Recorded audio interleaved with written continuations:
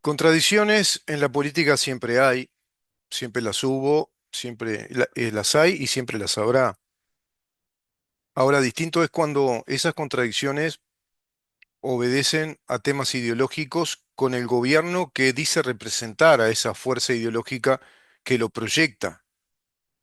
digamos que a la estatura de ser un gobierno dentro del Estado. Eso le está pasando a Uruguay, eso le pasa a las izquierdas marxistas involucradas con el Foro de San Pablo, porque se les presenta una enorme dicotomía que tienen que resolver todo el tiempo, que es entre los principios ideológicos de un proyecto continental. Eso es el Foro de San Pablo. Es un proyecto continental a nivel de toda América Latina y el Caribe para instalar una retardada, desde el punto de vista histórico, una retardada revolución comunista. También desde el punto de vista intelectual, por supuesto, es una retardada, es un retardo mental querer instalar al socialismo comunista como un modelo de desarrollo para nuestros países. Es realmente un nefasto retardo mental, es una estupidez ideológica, es esa idiotez ideológica, pero que los concentra en la militancia, que les otorga crédito político, porque no olvidemos que una persona, una vez que se involucra en la actividad política pública y en la actividad política partidaria, va desarrollando un perfil personal en la sociedad, va desarrollando una fama social, y esa fama social, si es más o menos exitosa, le otorga un crédito social a medida que pasa el tiempo. Entonces, esa persona que tiene un crédito social desde una postura política, en este caso el socialismo, que esgrimen todos los integrantes del Frente Amplio, como te digo, integrados al Foro de San Pablo, que esgrime todo el proyecto del socialismo del siglo XXI,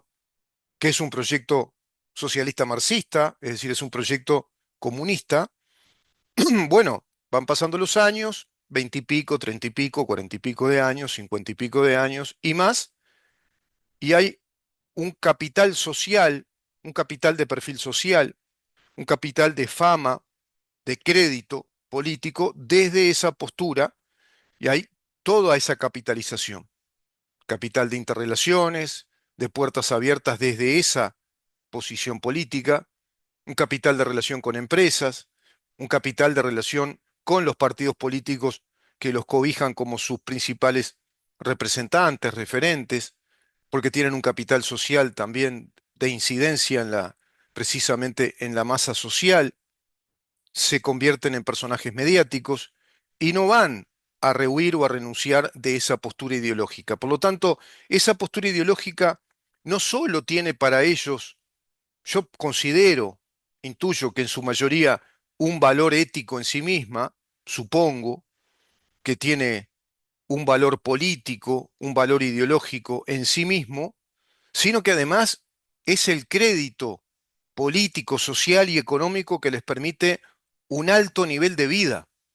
un alto nivel de vida, en este caso, en nuestra sociedad, como referentes políticos en calidad de diputados, de senadores, de ministros, de secretarios de ministros, de subsecretarios, de secretarios de diputados, de subsecretarios, de secretarios de senadores, de miembros integrantes de las mesas ejecutivas del Frente Amplio, del PIT-CNT,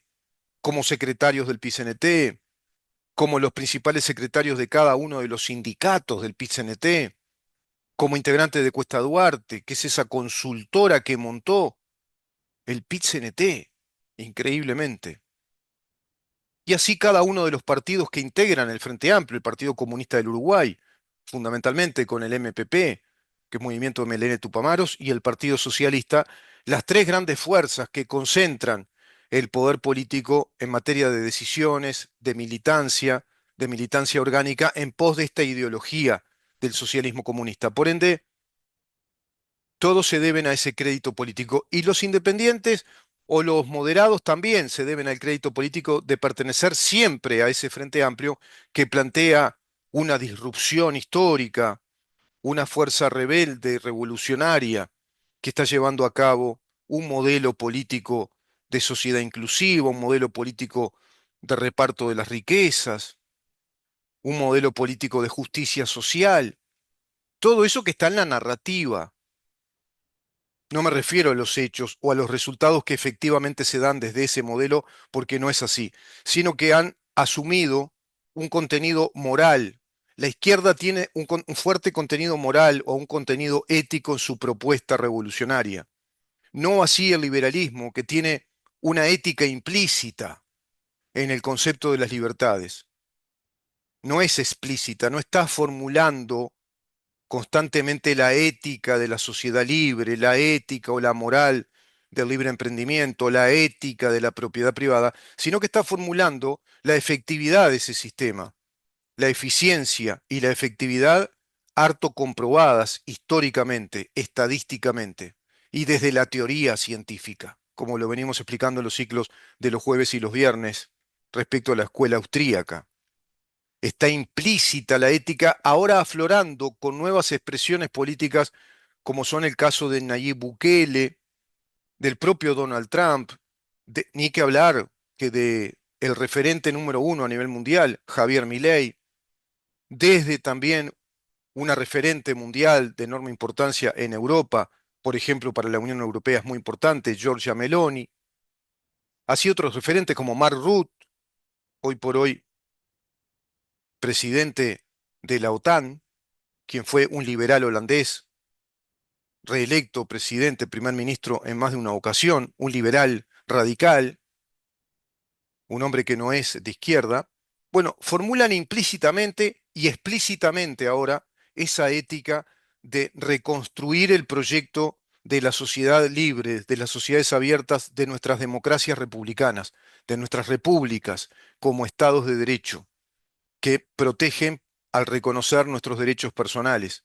que protegen al reconocer un derecho que es fundamental, que es clave, que es el epicentro de toda la economía de desarrollo, de la economía de mercado, de la economía abierta a la competencia, de la economía abierta a nivel interno y a nivel exterior, como lo es el capitalismo, fundamentado en la propiedad privada. Eso que los comunistas no quieren. Eso que Cayani no quiere, eso que Betiana Díaz no quiere, eso que los referentes como Cecilia Cairo y tantos otros del Frente Amplio no quieren en calidad hoy de gobernantes. Pero que el ministro de Economía sabe que eso no funciona, que eso no está bueno, que eso nos lleva a la edad de piedra, como dijo el propio ministro, Gabriel Odone. Hasta el propio Mario Lubetkin plantea lo mismo, que hay que fortalecer e intensificar todas las relaciones y hoy por hoy aceleraron los pasos para tener un encuentro con la embajadora de los Estados Unidos a raíz de que Estados Unidos, desde la administración de Donald Trump, nos privilegia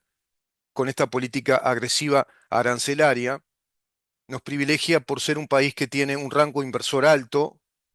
por tener aún la fama internacional de respetar sus instituciones, es decir, por tener estabilidad institucional, dar previsibilidad a los mercados, dado que Uruguay siempre respetó, jamás estuvo en tela de juicio, sino todo lo contrario, el derecho de propiedad y la protección a las inversiones, como sucede con los fondos de inversión, con las AFAPs, con el Banco Central en relación a todo ello, digamos que fundamentando con sus auditorías técnicas el aval interanualmente de cada una de las acciones de las empresas financieras que operan en el país, respondiendo a las reglas del capital desde la propiedad privada, es decir, la economía de mercado, de mercado abierto, la economía capitalista. Todo eso que aborrecen los integrantes del Frente Amplio y que manifiestan aborrecer de maneras alambicadas o elípticas ante la opinión pública más desprevenida, no ante la opinión pública ya digamos, advertida de todo esto, cuando ven repetirse hasta el cansancio en la dama Juana de 3,5 litros de vino lija, las mismas frases, las mismas expresiones, las mismas actitudes políticas de hostilidad sistemática contra el capital privado, contra la propiedad privada, contra los empresarios, contra los inversores, desgastando la imagen del país, provocando distorsiones, provocando un conflicto interno en el gobierno y generando ahí un campo de tensión que lo desgasta. Tiene mucha razón el diputado Conrado Rodríguez cuando acá en el programa nos manifiesta que eso es muy notorio cuando el propio ministro de Economía, que hace pocos días fue hablar del plan económico del gobierno, si bien es cierto todo esto que digo, y los legisladores de la oposición actual, que fueron del gobierno anterior, están de acuerdo con los planteos de ONE, son coincidentes, te diría que en un 95, 98%, pero hay un porcentaje en el que no coinciden.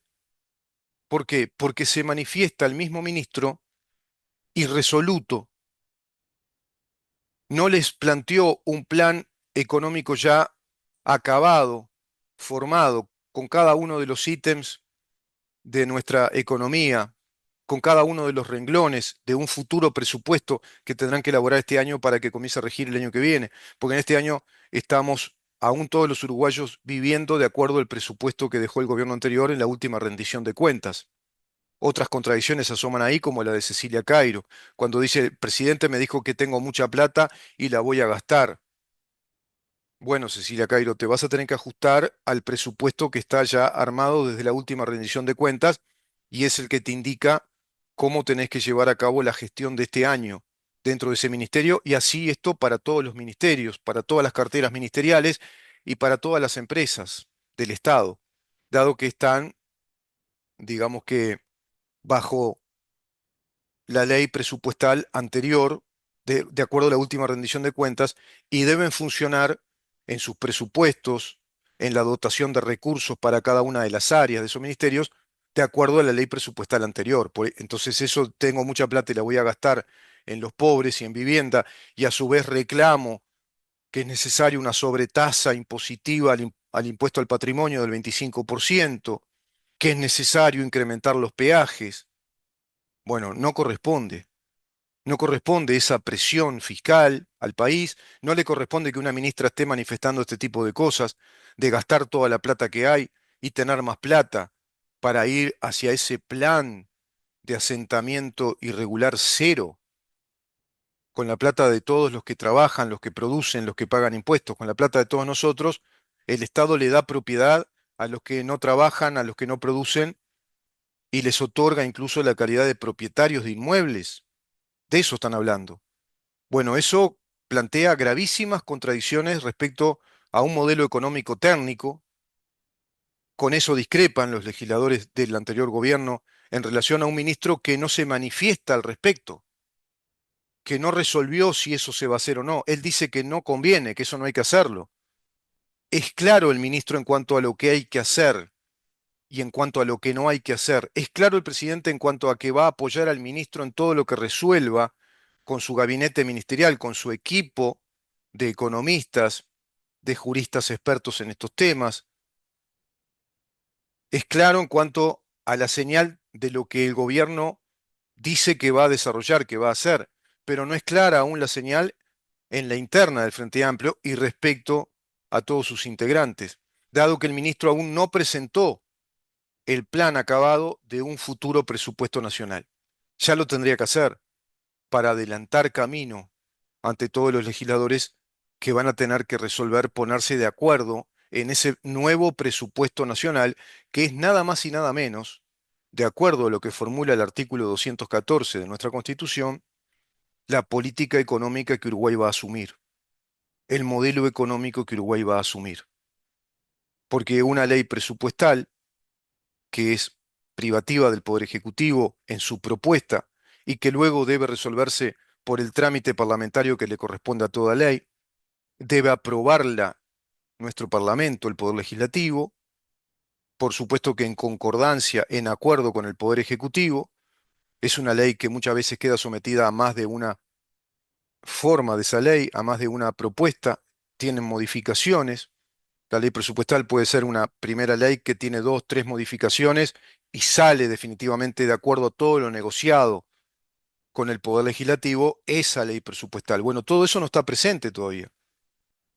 no está formalizado, no sabe el Parlamento uruguayo cuál es definitivamente la propuesta oficial de acuerdo a un anteproyecto, si vos querés, de ley o a un proyecto de ley presupuestal que el Poder Ejecutivo esté elaborando a ciencia cierta y que les haya dicho, a tal mes de este año va a estar pronto el presupuesto nacional, de acuerdo a todo lo que nosotros consideramos que es necesario hacer y de acuerdo a la línea económica que consideramos conveniente, no de acuerdo a la presión política e ideológica que nos plantea el Frente Amplio, a quienes venimos a gobernar desde una perspectiva técnica en lo económico, en la política económica, en la política financiera, en la política tributaria, en las relaciones internacionales. Ese es el campo de tensión que hay entre el gobierno y el Frente Amplio. Frente Amplio, PIT-CNT, PIT-CNT-FA, por supuesto. PIT-CNT-FA. Ese es el campo de tensión. Y luego vas visualizando entre quiénes y los planteos, y es precisamente lo ideológico comunista, lo ideológico socialista, frente a lo técnico económico de una sociedad abierta a los capitales, a la inversión y a la competencia. Una sociedad con un modelo económico de mercado, economía de mercado. La economía capitalista fundamentada en la propiedad privada. Odone habla de la estabilidad de la propiedad privada, que es sumamente necesario, que es fundamental tener estabilidad fiscal y estabilidad en cuanto a la propiedad privada, estabilidad y fortalecimiento de la protección a las inversiones, de acuerdo a las leyes que Uruguay tiene en materia de inversiones, y fortalecer la protección a las inversiones, dando estímulo a más inversores, tomando en cuenta el récord histórico excelente que tuvo el gobierno anterior de 2.000 millones de dólares de inversión directa extranjera en los últimos 3 años de gobierno, dado que los dos primeros fueron de pandemia. El Frente Amplio jamás gobernó con pandemia, jamás gobernó con estados de guerra. Hoy por hoy el mundo ya está en guerra, una guerra económica, una guerra comercial, una guerra financiera, una guerra logística, una guerra informativa y una guerra directamente. Rusia invadiendo Ucrania, los ejércitos yihadistas invadiendo Israel, Israel repeliendo a los ejércitos yihadistas apostados en la Franja de Gaza, una guerra del fentanilo y la cocaína desde los cárteles de la droga multimillonarios introduciendo en más de 22 estados de los Estados Unidos esa peste, de la cual ahora se ponen de acuerdo en la lucha tanto el presidente Donald Trump como Sheinbaum respecto a los videos que está sacando el gobierno mexicano concientizando a la población del terror y de lo letal que es el fentanilo, por ejemplo, y así todas las drogas, el consumo de drogas, y una lucha que vendrá muy fuerte ahí desde el gobierno de Trump hacia los cárteles de la droga que sustentan las revoluciones comunistas del Foro de San Pablo, el cártel de los soles, el cártel del ELN colombiano con el cártel de los soles, lo que quedó de las FARC, los cárteles de Juárez, Sinaloa, que están coadyuvando, trabajando en conjunto en todo ese tránsito, esa ruta de tráfico de la droga hacia Estados Unidos, hacia otros países de América Latina y también hacia Europa. Los cárteles instalados en Brasil, en Argentina. En Argentina una lucha muy fuerte de desmantelamiento de cárteles desde la administración de Javier Milei, junto con su ministra de Defensa, Patricia Bullrich, y su ministro del Interior. En Paraguay una lucha muy fuerte también contra el narcotráfico. Todo eso es más o menos, te resumo el contexto en el que Uruguay está. Y tenemos a un ministro del Interior, Carlos Negro, que dijo la lucha contra el narcotráfico está perdida. Nayib Bukele desmanteló el narcotráfico de una de las organizaciones más sanguinarias, brutales y con mayores conexiones mundiales como las Maras, con conexiones muy fuertes en toda América Central y el Caribe. Y hoy tiene más de 70.000 presos a los que convirtió en funcionarios públicos del Estado creando inmensas fábricas, industrias como la industria textil, la industria del pavimento, la industria de la obra pública, la industria de las bibliotecas, tanto físicas como virtuales, modelos ya internacionales, en acuerdos económicos estratégicos con Taiwán, con Hong Kong, con Japón, con Corea del Sur y también con Estados Unidos. Y acá un ministro que nos dijo apenas asumió el cargo que la lucha contra el narcotráfico está perdida y el presidente que le paró el carro, que le dijo que no se podía decir eso y seguir así. Y se emprendió ahora, bueno, una serie de operativos policiales y paramilitares prácticamente, ante más de 25 puntos de droga en los centros neurálgicos de los grandes, digamos, narcotraficantes instalados en el Uruguay. Tras la pesquisa, la captura del Betito Suárez, por ejemplo, y de otros narcos grandes, pesados que hay en el país, elaborando droga y facilitando el tránsito de la droga para que Uruguay sea un país de tránsito también, y distribuyendo la droga en el mercado interno del Uruguay. Esa es otra tensión interna muy grande,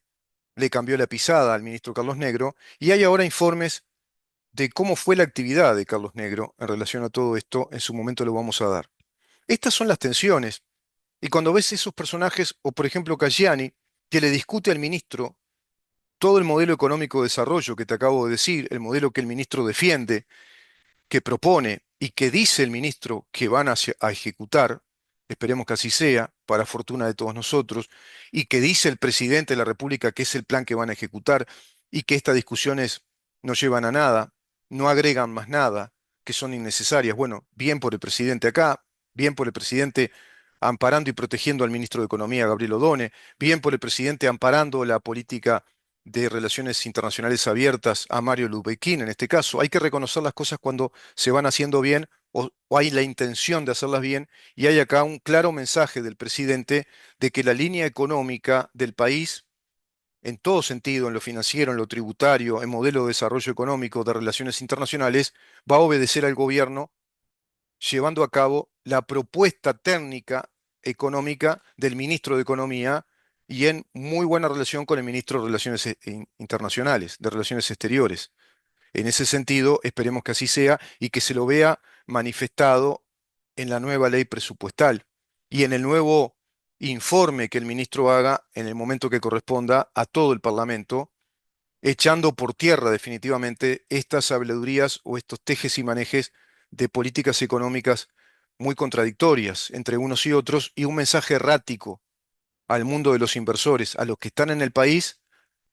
a los que podrían venir e inclusive a los que ya se fueron. Todo eso es de gravedad, esa tensión. No es la tensión que pudo haber tenido el Frente Amplio con el gobierno anterior, porque el gobierno anterior es de otra línea política, es de otro riñón, no tiene un compromiso militante, no tiene un compromiso de crédito político, sino todo lo contrario, son adversarios electorales. Por lo tanto, si tiene las mayorías parlamentarias como las tuvo el gobierno anterior, en toda esta materia resolvió lo que tenía que resolver, sin importar las habladurías, las quejas, los reclamos, hasta inclusive la distorsión sindical que le provocaron. El gobierno siguió adelante con la política económica que emprendió, que planteó, que prometió en campaña y que así desarrolló en lo estrictamente económico, financiero, tributario, en relaciones internacionales. En ese sentido, el gobierno anterior cumplió porque no tiene un compromiso político con, digamos, ese background, acá lo digo en término criollo, esa baracutanga de militantes comunistas y tupamaros que reclaman y reclaman a modo de provocar distorsiones. Pero a un gobierno que es exógeno a eso, le va a provocar distorsiones sociales o sindicales, que son muy malas, por supuesto. Pero a un gobierno que proviene del mismo riñón, le provoca distorsiones internas y lo desgasta. Esperemos que esto quede saldado, quede laudado definitivamente a través de una ley presupuestal. Discuten con el ministro de Economía, quien es economista, me refiero al ministro de Economía, docente universitario, asesor de grandes fondos de inversión, discute con él un tipo como Caggiani, que llegó a manifestar que si faltan 30 alumnos en un colegio que tiene 300, eso implica que están faltando a clase el 30%. Un disparate, Caggiani. Lo hizo razonar eso, lo instaló en un programa de televisión, lo planteó como un descubrimiento, como un llamado de atención, haciendo razonar al resto de los panelistas respecto de que hay graves situaciones educativas en el país heredadas del gobierno anterior, porque hay escuelas, institutos de enseñanza que tienen 300 alumnos y a los cuales 30 alumnos directamente no van, hicieron deserción. Y concluye que eso implica el porcentaje del 30%, un disparate, Cayani. Es el 10%. 30 en 300 es el 10% de 300, no el 30%. Te lo dice el porcentual. 30% es 30 en 100. Es 30 en 100. no sé, de profesor, decían que era profesor, no sé de qué. Y esta persona que dice estas burradas que no las puede decir un niño de escuela, porque pierde el deber o la pruebita que la maestra le hace, si el alumno le contesta mal y le dice que cuánto implican, si 30 alumnos faltan en un colegio de 300 personas, 300 alumnos, ¿qué porcentaje es? ¿Qué porcentaje representa la falta de 30 en un colegio de 300? Si el alumno le pone que es el 30%, la maestra dice que está mal el deber, Cayani, que está mal hecho eso, está mal calculado. Es un cálculo porcentual, es un cálculo matemático, porcentual básico de escuela. Y le discutís al ministro de Economía. ¿Se dan cuenta la tensión política absurda, berreta, vulgar, tipificada como una discusión absolutamente de rancho, de damajuana de 3,5 litros de vino lija, entre dos beodos, dos borrachos de rancho que dicen cualquier disparate o que van al boliche de la esquina? Está mal el ministro, vos fijate que está protegiendo los capitales y quiere que los capitalistas que tienen altas ganancias, todos esos disparates de borracho de bar. Estás diciendo cualquier cosa, pero ¿sabés lo que pasa? Que Caggiani es un privilegiado social con un crédito político y económico que vos, ni yo, ni muchos tenemos. Porque hoy es senador de la República con más de 800.000 pesos por mes de salario. Y antes fue diputado, y antes fue diputado. Y los diputados están en 600 y pico de mil pesos por mes. Más quién sabe cuántos otros curros que no conocemos, porque como tenés la unidad currera, ahí sí son unitarios, son únicos, son cohesivos, cuando se tienen que proteger en las maniobras fraudulentas, en actividades ilícitas, ahí los fiscales camaradas los protegen, los encapsulan a través de un sistema de blindaje, el cui prodest, ahí sí son unidos. Pero en las cosas que hay que hacer bien, son brutalmente desunidos con los cargos técnicos que el gobierno necesita, como lo necesitó Tabaré Vázquez, como lo necesitó Mujica. Tuvieron que poner ministros de economía, que eran economistas en el Ministerio de Economía y en el gabinete ministerial, así como en la Oficina de Planeamiento y Presupuesto, tenés que poner economistas. Mujica puso a Odone en la Oficina de Planeamiento y Presupuesto y Astori era el ministro de Economía. Tenés que tener economistas, no podés tener a Olesker ahí. A Cayani no lo podés tener ahí. Cayani no puede ni discutir con el ministro de Economía porque te dice que si faltan 30 alumnos en una escuela que tiene 300, implica el 30%, un disparate. Ya te das cuenta que con eso solo ya decís, no, este tipo no está calificado, no está capacitado para nada. ¿Y cómo está de legislador? ¿Cómo puede ser legislador a nivel de senador de la República? Bueno, ese campo de tensión se genera desde esa baracutanga, de esos militantes ideológicos privilegiados por el crédito político que les da el Frente Amplio, metiendo un mundo de personajes en la bolsa por el simple hecho de ser militantes consecuentes, obedientes, que hacen los deberes y han crecido económica, social y políticamente con el crédito político ideológico del comunismo, del socialismo. Eso es lo que votaron los tarambanas uruguayos. Y ahora tenemos un gobierno que está en una profunda crisis de tensión interna entre los que saben, entre los que son académicos, técnicos, y los que no saben nada, pero están haciendo el trabajo militante agresivo para tener a la tropa alineada, encendida, pero a su vez con cierta calma. Es impresionante, ¿verdad? Bueno, de esa tensión estoy hablando yo. No de los conflictos políticos entre una fuerza política y otra, no entre los conflictos políticos entre un gobierno de una fuerza política con lo de otra fuerza política, no los conflictos parlamentarios que se puedan dar naturalmente en una democracia a través de la discusión de ideas respecto a determinadas leyes o proyectos legislativos que unos consideran que hay que mejorar en tales o cuales aspectos, que los otros consideran que no, que entran en discusión y que lleguen a acuerdos. Eso es con natural a la democracia, si están todos enfocados en las mismas premisas respecto a los mismos propósitos, a los mismos propósitos, llegar a resultados que pretendan el mismo propósito. En este país estamos con fuerzas políticas que pretenden resultados distintos, propósitos distintos. Entonces hay un simulacro de democracia. Y se va dando dentro de este mismo gobierno, cuando dentro del gobierno los técnicos, los académicos, plantean un propósito de modelo político, de desarrollo económico y político del país, cuando plantean un propósito de política económica y el resto de los integrantes del gobierno plantean otro propósito de modelo político económico, plantean otros resultados económicos. Esa es la gran tensión de un conflicto interno que es ideológico dentro del gobierno y del gobierno en relación a la fuerza política que lo proyectó al gobierno, el Frente Amplio. Qué unidos que están, ¿verdad? Una unidad, están muy desunidos. Dependen muchísimo de sus técnicos. Cayani mismo dice, la diferencia entre Odone y yo es que Odone habla para los empresarios y los técnicos y yo hablo para la gente común. Se arroga Cayani ser el catalizador que tiene la capacidad intelectual de traducirle a la gente común lo que hablan los técnicos y los académicos. Y se contradicen dos cosas. Primero, que no tiene la capacidad, porque si te dice que 30 de 300 es el 30%, ya no tiene la capacidad para traducir nada. Segundo, lo que propone Cayani no puede ser la traducción de lo que dice Odone, porque Cayani propone un modelo político y económico distinto,